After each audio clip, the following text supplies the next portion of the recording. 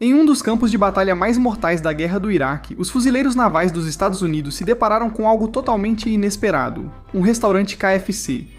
De algum modo, aquela pequena franquia de frango frito revelou mais sobre a guerra do que qualquer relatório de inteligência. Isso pode parecer óbvio, mas em uma situação de combate prolongada, sempre existe o risco do moral cair. Diversos métodos ajudam a manter o ânimo elevado. Um desses métodos é ter comida boa. Na maioria das vezes, as rações militares são bem ruins. Elas foram criadas para manter soldados aptos ao combate, priorizando validade longa, portabilidade e calorias adequadas. O sabor não chega ao padrão Michelin, então deixemos assim. Para manter o moral, soldados americanos em bases pelo mundo têm várias opções de refeições. Entre elas estão redes de fast food, servindo comida reconfortante para quem está em serviço. Embora não seja a escolha mais saudável, acredita-se que um gostinho de casa pode tornar uma situação miserável mais suportável. Claro, isso não é isento de controvérsias. Há décadas, os Estados Unidos enfrentam uma epidemia de obesidade e as Forças Armadas não estão imunes a essa tendência. Embora os números sejam menores do que na população em geral, um número preocupantemente grande de militares está lutando contra a balança, por assim dizer. Muitos acreditam que a facilidade de acesso a esse tipo de comida pouco saudável dá aos soldados acesso fácil demais a refeições muito calóricas, afetando sua saúde e possivelmente sua eficácia em combate. Ainda assim, geralmente se acredita que os pontos negativos são superados pelo aumento de moral.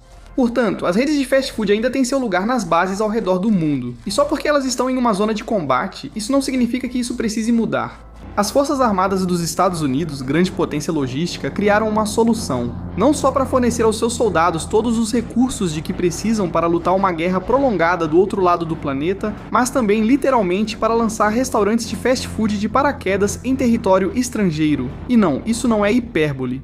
Durante a Guerra ao Terror, após uma região ser assegurada, essas franquias abriam filiais em ou perto das bases militares. Por exemplo, em 2004, um avião de carga C-17 Globemaster T6 literalmente entregou um Burger King na base aérea de Bagram, no Afeganistão.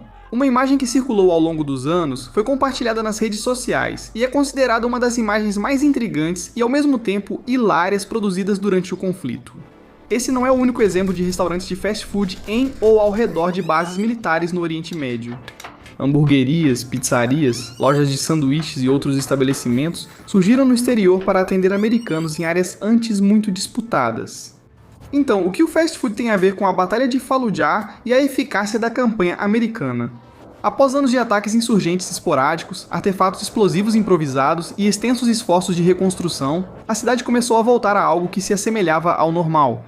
Ainda levaria um esforço tremendo, com as forças da coalizão e as forças de segurança iraquianas trabalhando duro para evitar novos ataques terroristas e proteger a população civil das extorsões regulares dos insurgentes em busca de apoio. Como sabiam que seus esforços eram eficazes? Porque conseguiam frango frito.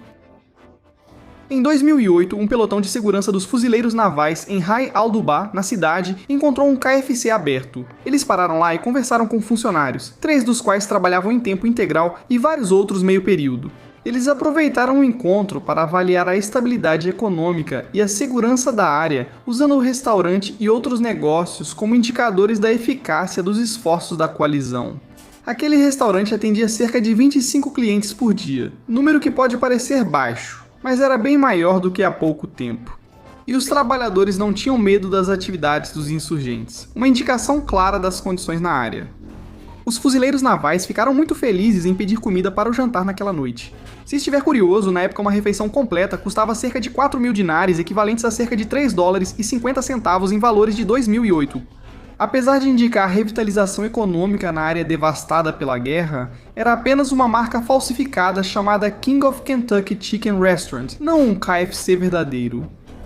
O Coronel Sanders está em destaque, mas não era a marca oficial licenciada. O KFC abriu algumas unidades no país, principalmente em Bagdá e outros locais importantes, mas nenhuma em Fallujah. Por que o KFC, seja original ou imitação, é importante? Vamos voltar para contextualizar. Em 2004, a coalizão liderada pelos Estados Unidos ocupava a maior parte do Iraque após a queda de Saddam Hussein. A resistência oficial colapsou, mas o país foi marcado por uma insurgência cada vez maior. Um dos pontos focais disso foi a cidade de Fallujah, localizada no centro do Iraque. Como o centro do partido Baath de Saddam, a cidade era um dos principais focos de resistência, exigindo que americanos e aliados garantissem a segurança rua a rua, quarteirão a quarteirão, prédio a prédio. A primeira batalha de Fallujah começou em abril de 2004. No entanto, devido à destruição na área, o governo interino iraquiano pressionou as forças da coalizão a saírem da cidade. A segurança seria responsabilidade da Brigada de Fallujah, mas eles se desintegrariam e a cidade cairia nas mãos dos insurgentes. Na tentativa de retomar a cidade, em 7 de novembro, começou a segunda Batalha de Fallujah. Mais de 12 mil soldados da coalizão lançaram a operação. Durante os combates, boa parte da cidade foi destruída e a população civil deslocada.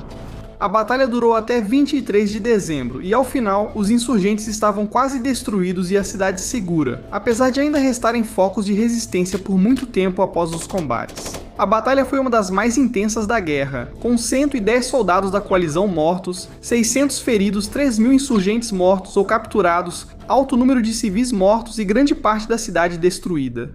Mesmo após o fim dos combates, insurgentes ainda se infiltravam na cidade e continuaram a ser problema para as forças da coalizão por anos.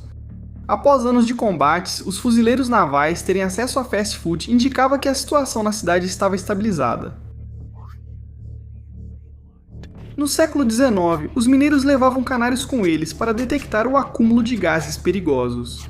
Um canário saudável indicava segurança para trabalhar. Da mesma forma, um KFC ou outro fast food sinalizava que era seguro quanto aos insurgentes. Não foi a única vez que o KFC serviu para avaliar a segurança no Iraque. Na Primeira Guerra do Golfo, temia-se que os iraquianos usassem armas químicas. Isso fazia sentido, pois foram usadas recentemente na guerra Irã-Iraque.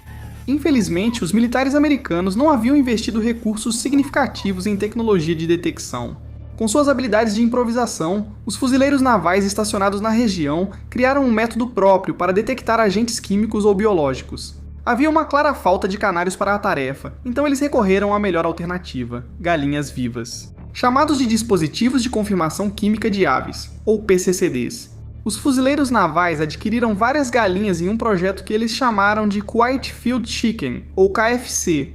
Sentinelas aviários foram posicionados fora do acampamento, onde sua respiração rápida causaria sofrimento físico e daria tempo aos fuzileiros para colocarem seus equipamentos de proteção. Imagine o pânico ao encontrarem todas as galinhas mortas numa manhã. Nenhum fuzileiro apresentou sinais de ataque químico. Depois descobriram que as aves haviam morrido congeladas durante a noite. Pelo lado bom, os fuzileiros comeram bem naquela noite. O truque foi repetido na Operação Liberdade do Iraque, usando 43 galinhas de campo do Kuwait para esse fim. O plano era colocá-las em caixas no teto dos veículos durante a invasão do Iraque. Se os iraquianos usassem armas químicas, as galinhas morreriam, alertando os americanos a dar meia volta e evitar a área. Isso funcionava na teoria, mas tudo desmoronou antes da invasão. 41 das 43 morreram logo após chegarem ao posto. Aparentemente, elas bicaram e ciscaram na areia, o que entupiu suas narinas e moelas. E de acordo com um soldado envolvido, abre aspas, não ajudou o fato de que ninguém aqui realmente sabe nada sobre galinhas, fecha aspas. Por seu serviço e dedicação ao país, o cabo Packer, o capitão Popeye e o soldado de primeira classe King tiveram seus restos enterrados com todas as honras militares ao lado do que os fuzileiros navais chamavam, em tom de brincadeira, de túmulo da galinha desconhecida.